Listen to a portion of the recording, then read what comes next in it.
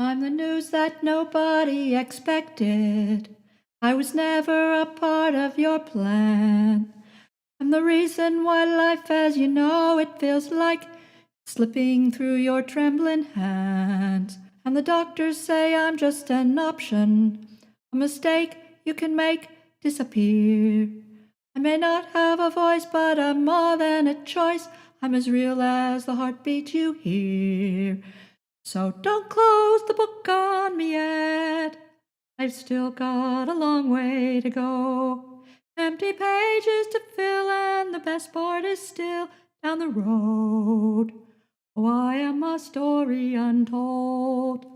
I am God's miracle in the making, proof that all things can work for the good.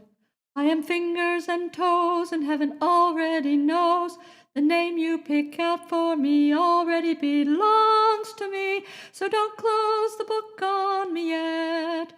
I've still got a long way to go. Empty pages to fill, and the best part is still down the road. Oh, I am a story untold. Every life is sacred, and every life is a gift, and every life deserves a chance to live. I know you're scared, I know you're scared, I know you're scared right now. But when you hear my first cries, and when you look in my eyes, you'll understand why you brought me to life. So don't close the book on me yet. I've still got a long way to go. Empty pages to fill, and the best part is still down the road. Oh, I am a story untold. That was yours truly singing Untold, written by Matthew West. Good morning and welcome to the Jewish Pro-Life live stream.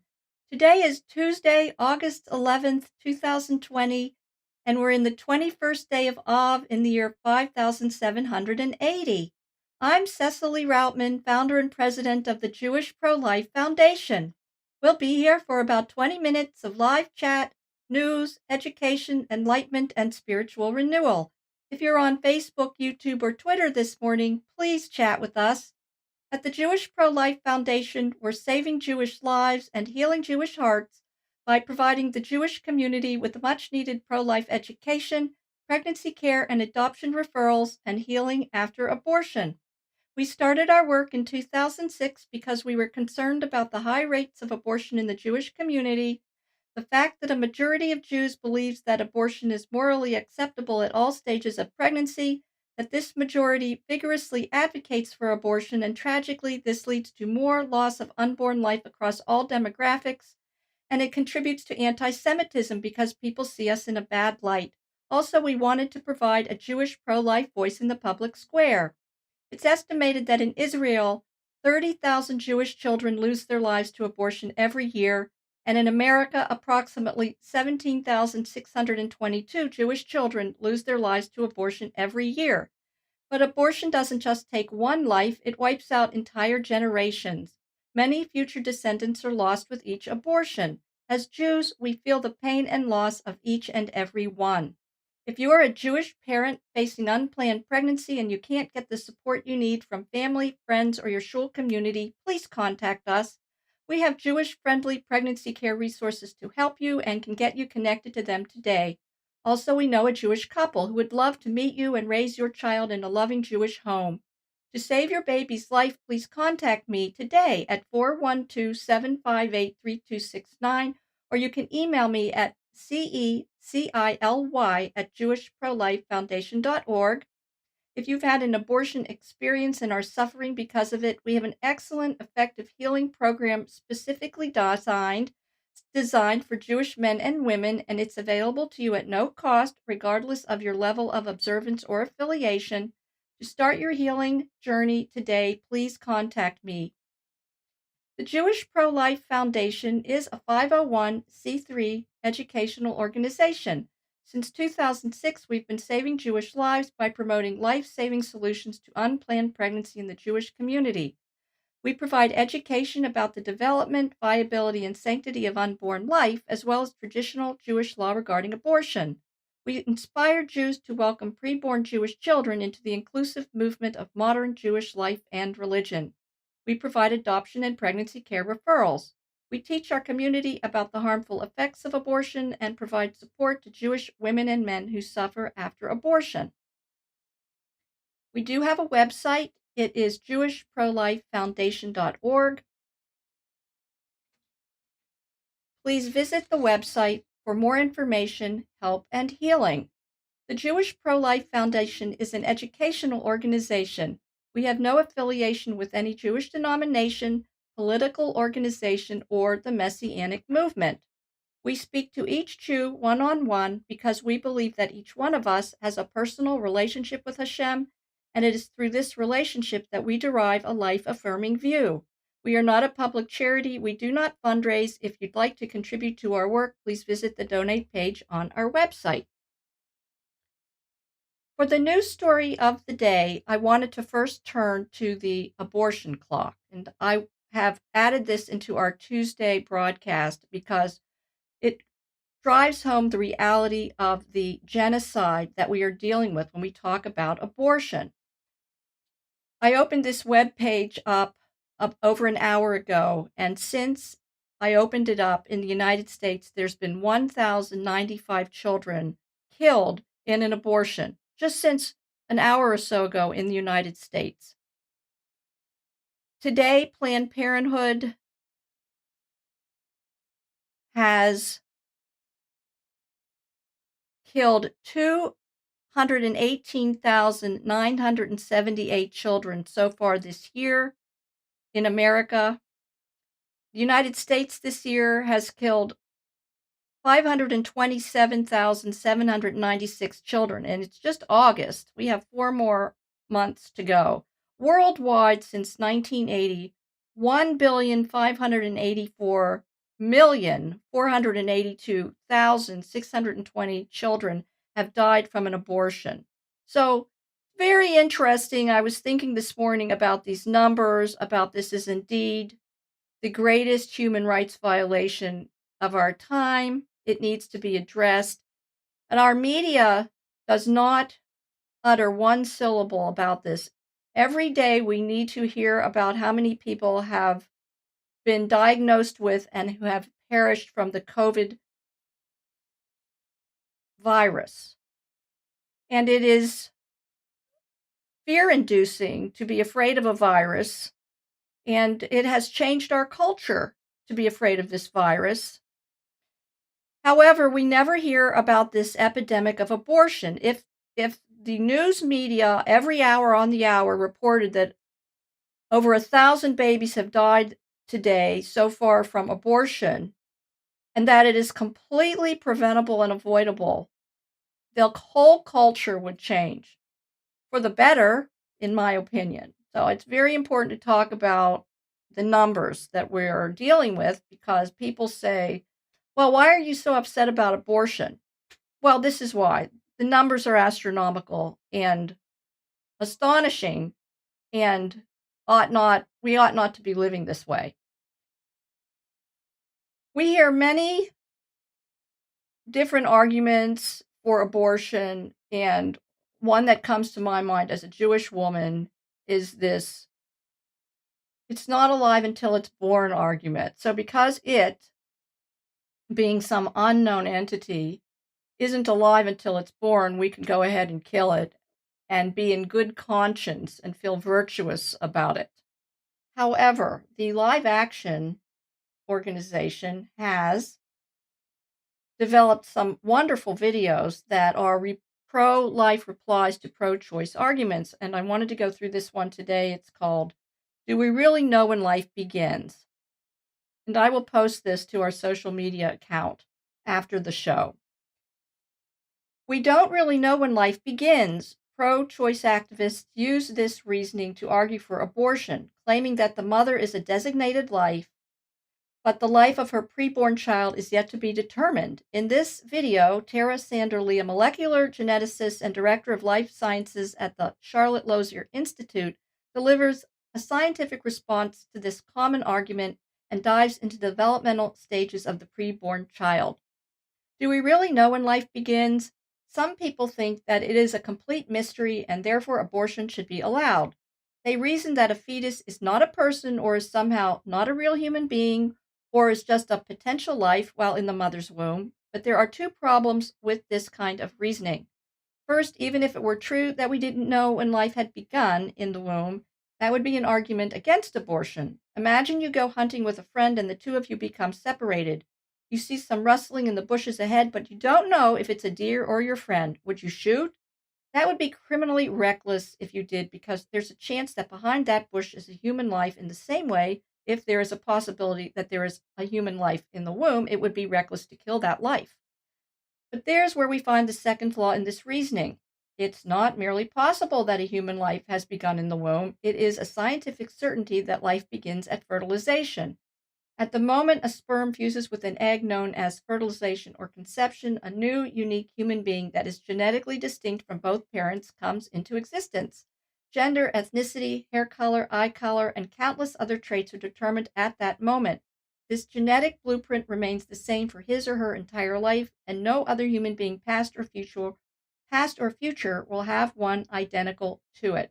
After conception, a developing baby grows at an extremely rapid pace, especially within the first trimester. The baby's heart begins to beat in the 6th week of pregnancy, which is only a little over 3 weeks from the moment of conception. A new study found that the first heartbeat may occur even sooner, as early as the 5th week, about the same time a woman discovers she is pregnant. The baby's lungs and digestive system are also forming. At 8 weeks, human brain activity can be recorded. In fact, the human brain will continue to develop and mature even after birth and well into the person's 20s. At 12 weeks, the tiny child can swallow, scrunch hands into little fists, touch his or her face, and scratch his or her head. The baby's fingers and toes are also complete with nails. Fingerprints are developing by 14 weeks. At 18 weeks, the baby's ears can even hear music and recognize their mother's voice. Between 18 and 30 weeks, doctors can treat preborn babies while still inside the womb with life-saving therapies and repair significant defects for certain diseases. As early as 22 weeks, it is possible for babies to be born and survive outside the womb. Referring to the preborn child as a zygote, blastocyst, embryo, or fetus at different stages of development does nothing to lessen his or her humanity. Those are just ways of referring to age, no different from the terms infant, toddler, adolescent, or adult. It is also false for some to call the preborn child a parasite or consider him or her nothing more than a blob-like sea cucumber. First, parasites are different in species from their host, and if a fetus were a parasite, then the mother's immune system would attack it. Instead, the mother's body undergoes dramatic changes to specifically provide nourishment and nutrients to her child. It is also a fact that preborn children exhibit behaviors that we do on a daily basis. They smile, feel pain, cough, yawn, hiccup, respond to sound and light, sleep, and possibly even dream. Some researchers have even shown that babies may cry while in the womb. Even pro-choice atheist philosopher Peter Singer admits that there is no doubt that from the first moments of its existence, an embryo conceived from human sperm and egg is a human being. And there are thousands of biology and embryology textbooks, modern DNA studies, medical dictionaries, science professors, and medical researchers that all confirm that life begins at fertilization. And every mother like me that has experienced pregnancy knows that with every kick and movement the baby makes, life is blooming for the child growing inside. So, when does life begin? It is a scientific certainty that human life begins at the moment of conception. Therefore, every abortion kills an innocent human being. To suggest otherwise is to ignore the scientific facts and miss the miracle of life. So next time you're in a Jewish crowd talking about abortion and somebody says, well, it's not alive until it's born, you can now say that it is a scientific fact and a certainty that human life begins at the moment of conception.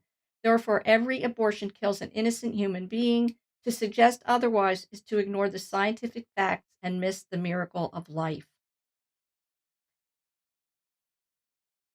We are going to go to our educational component now using our PowerPoint, Judaism, the original pro-life religion. May there be abundant peace from heaven and good life upon us and upon all Israel. Amen. The first slide I'd like to show you is a slide titled, What Does Rabbi Novak Say? Rabbi Novak is on our board of directors. He's our vice president. He's been involved with our work since the conception of the idea of this work. And he wrote a book called The Sanctity of Human Life. And this comes from that book. It's a bit dated, but we will bring it up to date. And this is what Rabbi Novak says. Thus, the discovery of DNA and when it first emerges in a human being should change our thinking about the beginning of human life in the same way that the discovery that babies born in the 8th month of pregnancy are viable changed our thinking about early infant life, even though in the days of the Talmud, people believed that they were not viable. And to bring this up to date, babies at 22 weeks gestation are able to survive and thrive outside the womb with proper medical care. That would be about 5.5 weeks gestation. Jews are bound by halachic norms. With regard to questions of human life and death, however, they are not bound to some of their applications that are based on what we now know to have been inaccurate, outdated science. The science of the Talmud has been superseded by more current science, which itself might be superseded in the future. Thank you, Rabbi Novak. And we have a sixth commandment in Judaism. We must keep the Sabbath and keep it holy. So there are many prohibitions for Jews on our Sabbath. We must rest. But a Jew must violate the Sabbath rest to save the life of an unborn child. When human life is endangered, a Jew is required to violate any Sabbath law that stands in the way of saving that person. The concept of life being in danger is interpreted broadly. For example, it is mandated that one violate the Sabbath to take a woman in active labor to a hospital. And then this is a more ancient interpretation of this concept. When a woman dies while in labor on the Sabbath, a knife should be brought, even if it must be carried through the public domain, and the woman's womb cut open and the fetus removed, for it is possible that it will still be alive. Jewish law also not merely permits but demands that the Sabbath be violated in order to save a fetal life, as life-saving activity is the only situation in which a Sabbath violation is permitted. Were a fetus not deemed alive by the Torah, this behavior would be entirely prohibited. And this is a pro-Jewish reply to a pro-choice Jewish argument that, again, it's not alive until it's born. And then reflective of what the video talks about, what do scientists say? By all the criteria of modern molecular biology, life is present from the moment of conception.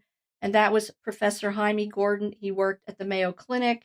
And then from Michelle Matthews Roth at the Harvard University Medical School, it is incorrect to say that biological data cannot be decisive. It is scientifically correct to say that an individual human life begins at conception.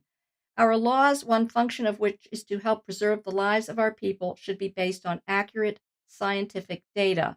And this is relevant to the abortion law, Roe versus Wade, in which that law was able to be passed because the court was not able definitively to say when life began in 1973. But our science now conclusively proves that, which is another reason why people believe that that law needs to be reviewed. And then the American Medical Association declared as far back as 1857 that the independent and actual existence of the child before birth as a living being is a matter of objective science. The AMA deplored the medieval opinion that reflected popular ignorance that the fetus is not alive until after the period of quickening, which would be 13 to 20 weeks. The American Medical Association has transformed itself into a progressive organization now and says nothing like this on their website. They are very supportive of abortion and the millions of dollars of profit that that brings to its abortion doctors. And then our slide, which lists the outdated and erroneous opinions on the status of the unborn child. And so this is what we've heard. The unborn child is considered to be mere water until its 40th day. That is false. The unborn child is an appendage of its mother. That is false. The unborn child is created when bones and arteries begin to form. That is false. The unborn child is not alive until she's born, which is false. And here at the Jewish Pro-Life Foundation, we like to say, the preborn child is not a potential human being, but rather a human being with potential. And then the status of the unborn child is alive, the unborn child is human, the unborn child is a person. The unborn child is in early stages of development, differing only from a born person in 4 ways: their size, their environment, their level of development, and their level of dependency. Changing the meaning of words doesn't change reality. The only objective questions we can ask are: is it a human? That is, did it come from human beings? Is it a genetically unique individual?